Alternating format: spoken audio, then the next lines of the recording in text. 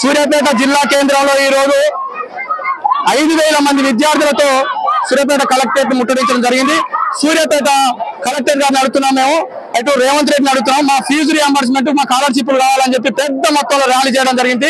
రేవంత్ రెడ్డిగా మిమ్మల్ని అడుగుతున్నాం, ఎందుకంటే మిమ్మల్ని ఎందుకు అడుగుతున్నాం అంటే విద్యాశాఖ మీ దగ్గర ఉంది. మరి మీ చదువు ఎంత దూరం ఉందో నాకు తెలియదు, కానీ మరి మీ విద్యాశాఖ ఎట్లా మీ దగ్గర ఉంటుంది? విద్యాశాఖ మీద మీకు ఎంత అవగాహన ఉంది? విద్యాశాఖలో ఎన్ని నష్టాలు ఉన్నాయి? ఎన్ని వేల ఫీజు రియంబర్స్మెంట్ ఉంది? మా పేద విద్యార్థులను ఎందుకు ఇట్లా రోడ్డు మీద వేస్తున్నాం అని చెప్పి కూడా ఈ సందర్భంగా నేను అడుగుతున్నా. మరి మేము ఎప్పుడు ఎండలోనే ఉండాలా? మీరు ఏసీ కాలంలో తిరగాలా? ఏసీ భవంతులోనే ఉండాలా? మమ్మల్ని మా పేద విద్యార్థులు ఎప్పుడు ఇట్లే చేసుకుంటూ పోతాం అని చెప్పి కూడా ఈ సందర్భంగా మిమ్మల్ని అడుగుతున్నా.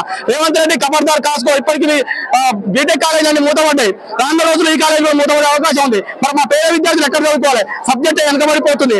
ఉన్నతమైన వాళ్ళు, ఉన్నత డబ్బులు ఉన్న వాళ్ళు మాత్రం ఆ ఇళ్లలో ప్రైవేట్ క్లాసులు చెప్పుకొని పోతున్నారు. మరి మా పేద విద్యార్థులు ఎక్కడ పోవాలి?